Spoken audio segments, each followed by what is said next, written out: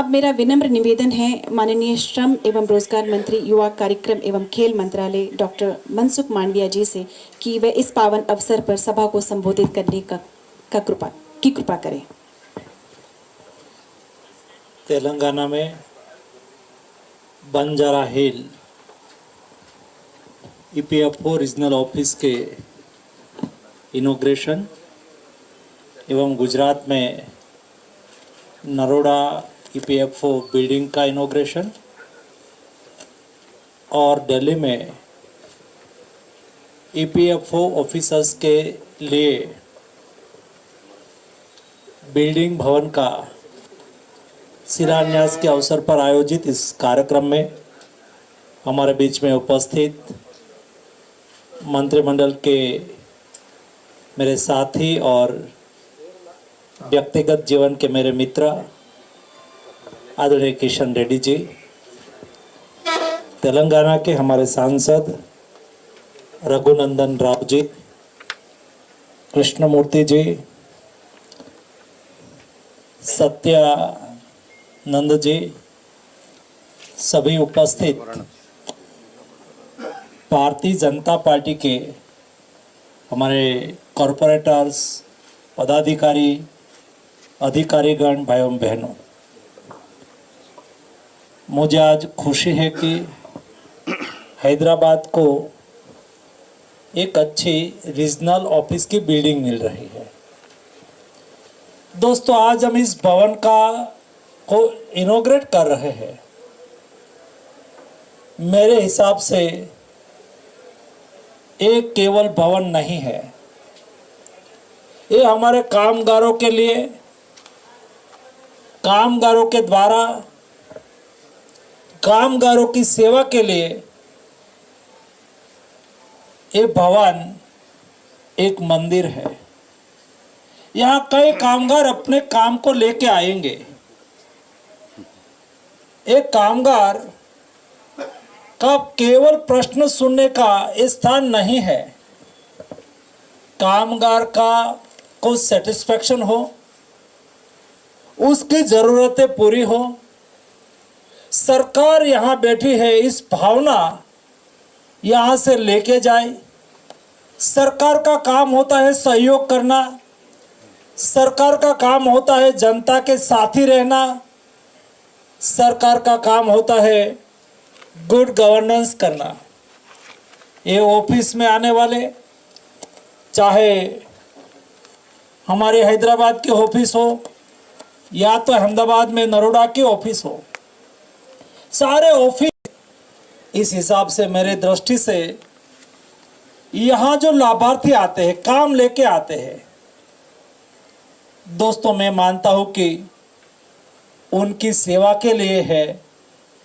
यहाँ काम करने वाले सभी लोग जो ऑफिसर के रूप में काम करें, क्लार्क के रूप में काम करेंगे, सहयोगी के रूप में काम करेंगे, दोस्तों आपके लिए और आपके हिसाब से मैं मानता हूँ कि आपके लिए मंदिर की सेवा के रूप में जिम्मेवारी है।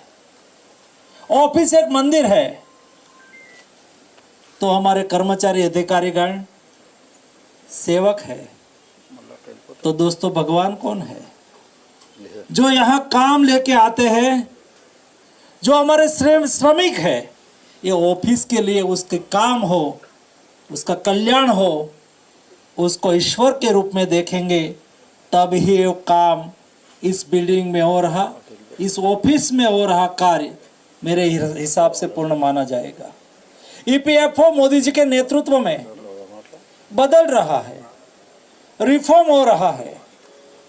ईपीएफओ में जनता का पैसा है, श्रमिक का पैसा है, उसकी पसीने की कमाई है।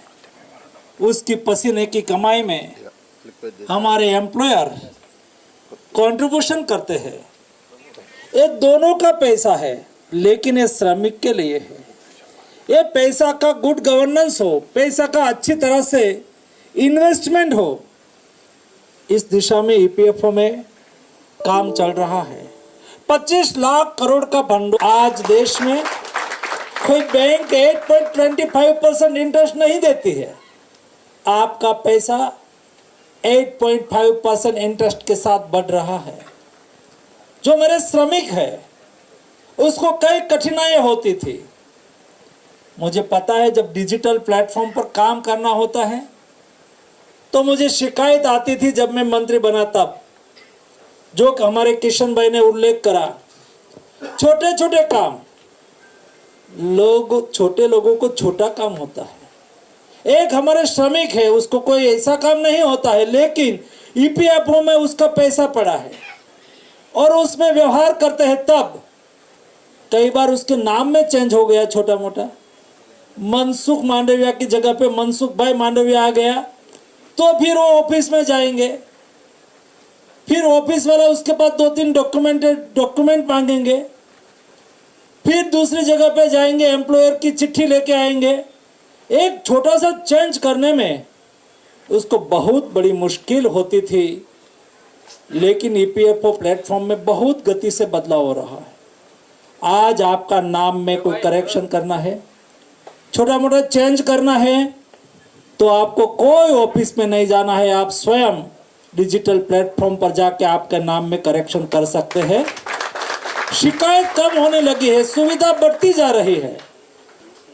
पहले आपको आपका पैसा उठाने के लिए या तो पेंशन के लिए आपका जहां अकाउंट है वहां ही आपको पैसा मिलता था, लेकिन आज देश की कोई भी बैंक में, चाहे तेलंगाना का हमारा श्रमिक हो और यहां काम करके फिर वो काम करने के लिए कलकत्ता से यहां आया हो, फिर कलकत्ता चला गया, तो कलकत्ता से भी वो वहां बैंक में जाके पैसा उठा पाएगा, उसमें और कोई किसी की साइन की आवश्यकता नहीं रहेगी।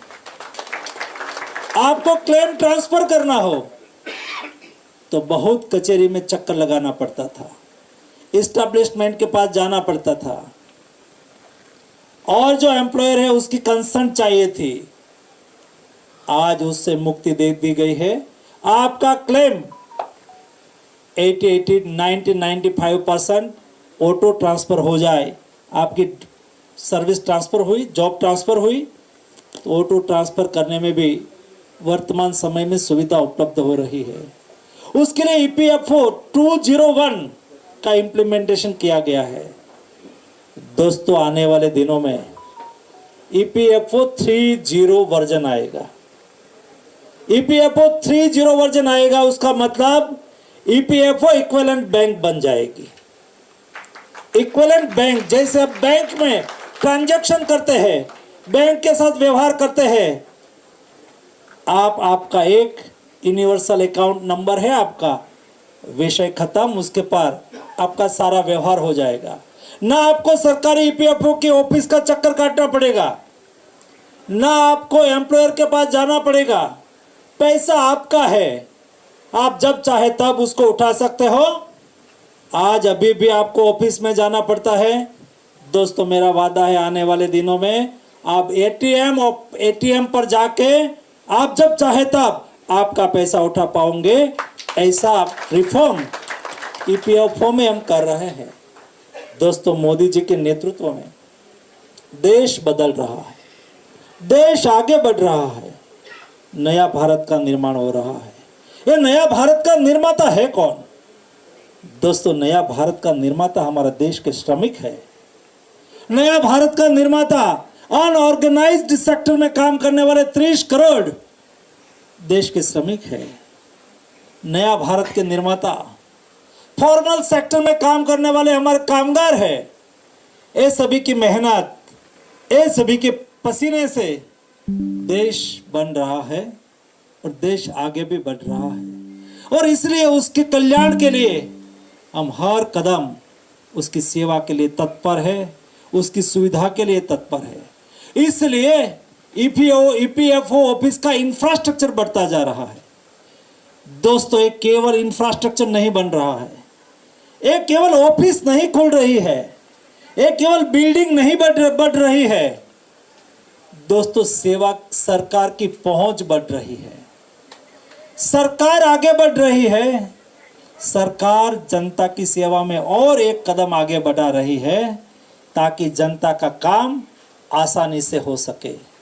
और इसलिए आज इस दो बिल्डिंग का इनॉग्रेशन और एक जगह पे जो लोगों को रहने के लिए सुविधा उपलब्ध हो उसलिए निवास भवन का शिलान्यास के अवसर पर आप सब लोग उपस्थित रहे हैं। आप सबको भी मैं हार्दिक अभिनंदन करता हूँ। मेरे सभी ऑफिसर्स, मेरे कर्मचारीगण, आपको भी अभिनंदन करता हूँ।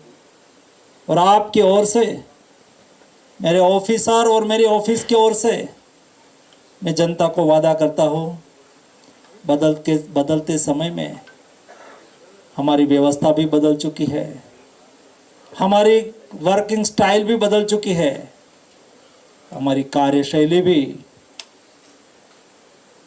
प्रो पीपल्स हो चुकी है। और हमारी ऑफिस हर संभव आपके साथ रहेगी, आपके सेवा में रहेगी। आपका कोई भी काम हो, दूसरी बार आपको ऑफिस में आना ना पड़े, एश्योरिटी के साथ हमारी टीम काम करेगी। आप सबको मेरी ओर से हार्दिक शुभकामनाएं। धन्यवाद। माननीय मंत्री जी के सुविचारों के लिए बहुत बहुत धन्यवाद, आभार, अभिनंदन। इससे पहले कि हम अगले चरण पर बढ़े, मैं माननीय मंत्री जी के अनुरोध की अनुमति से इस सभागार में अतिथिगणों में कुछ अतिथि हमारे मंत्री जी का पुष्पगुच्छ से स्वागत करना चाहते हैं। मैं आमंत्रित करना चाहूंगी सुप्रियो चक्रवर्ती। विषय हमारे रघुनंदन जी बोल रहे थे कि हमारी ऑफिस को मर्ज नहीं करना है। रमेश कृष्णमूर्ति जी उसको मर्ज ना करें और उसको मदद करें।